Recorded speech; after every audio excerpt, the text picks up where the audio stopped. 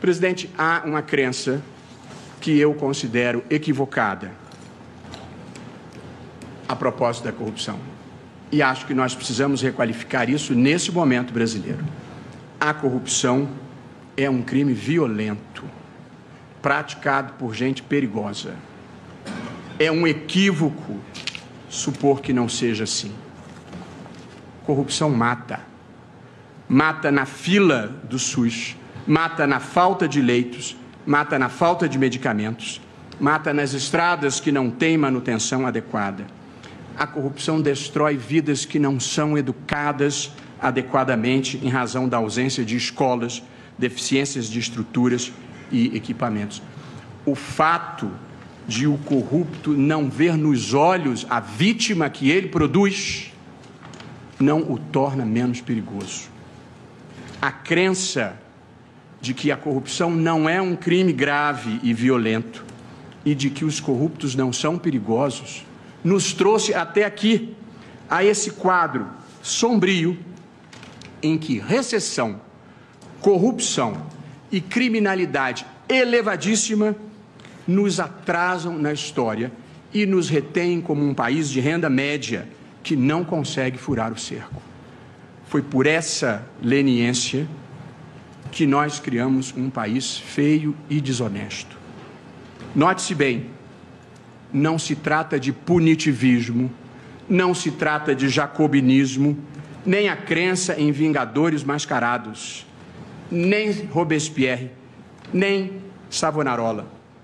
Nós estamos falando de gente que teve devido processo legal, direito de defesa e que foi condenado, ou com trânsito em julgado ou em segundo grau de jurisdição. Nós estamos falando do cumprimento da pena fixada pelo Poder Judiciário depois de respeitadas todas as garantias.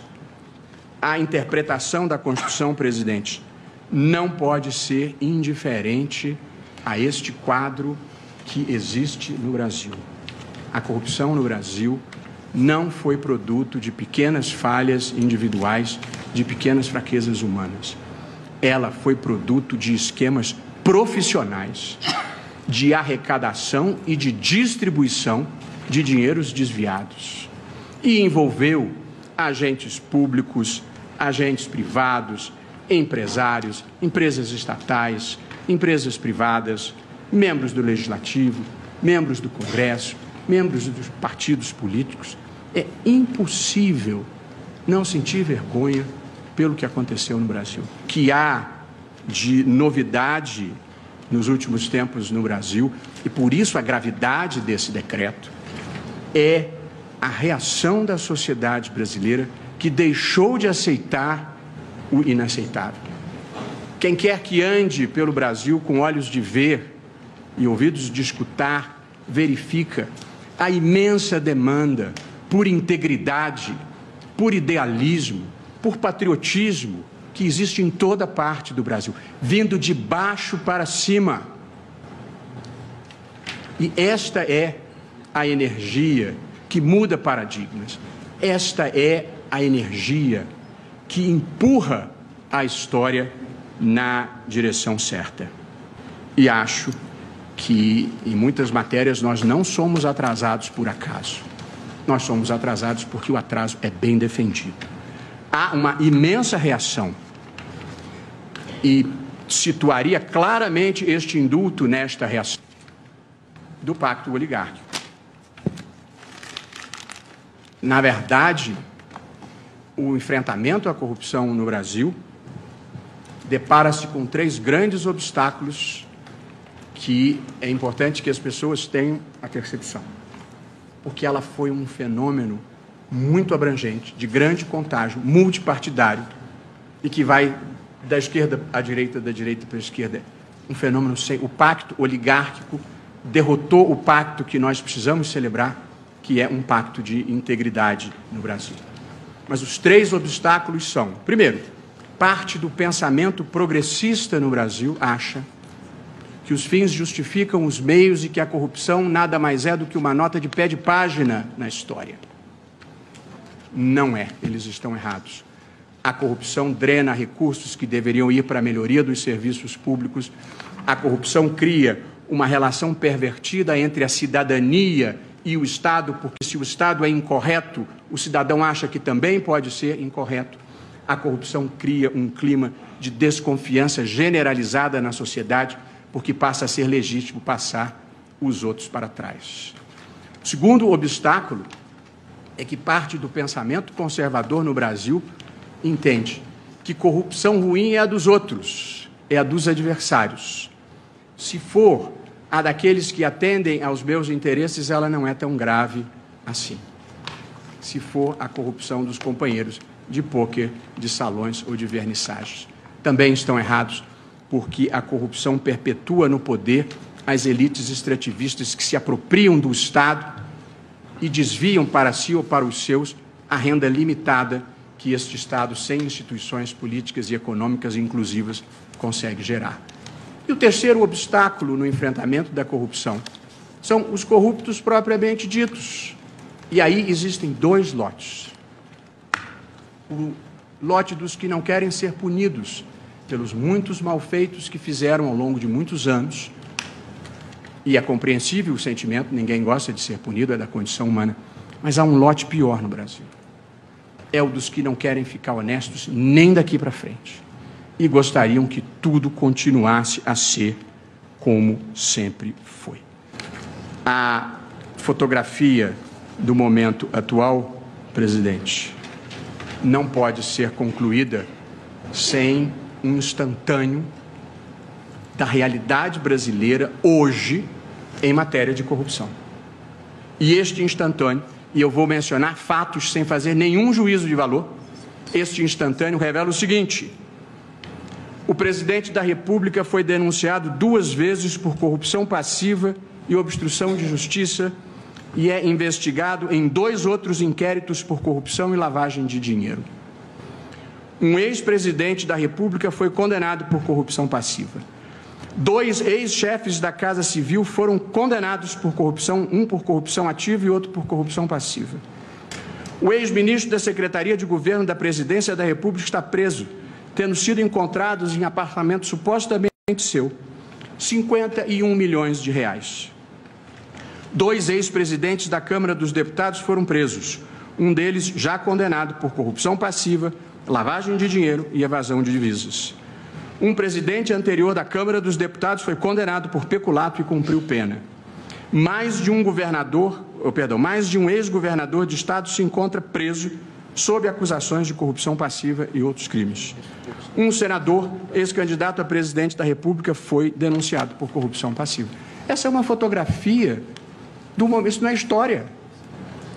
Esse é um flagrante do momento presente do Brasil. Alguém poderia achar que há uma conspiração contra tudo e contra todos. O problema desta versão são os fatos, os áudios, os vídeos, as malas de dinheiro, os apartamentos repletos, assim como as provas que saltam de qualquer compartimento que se abra. E uma coisa que me impressiona sobremaneira no Brasil, que é estarrecedora, é que ninguém assume os próprios erros e pede desculpas ao povo brasileiro pelos atos que praticou. Todos, sem exceção, alegam que estão sendo vítimas de perseguição política. Ou seja, não houve corrupção nem desvio de dinheiro no Brasil. Foi tudo uma miragem, uma invenção de procuradores, de juízes e da mídia opressiva.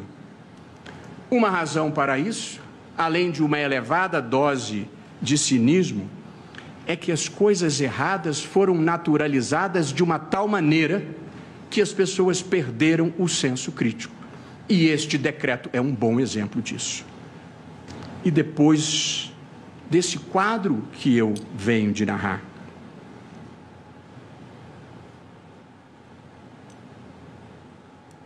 um indulto libera todas essas pessoas E o Supremo chancela isso? Que mensagem nós vamos passar para a sociedade brasileira? Que país nós estamos criando?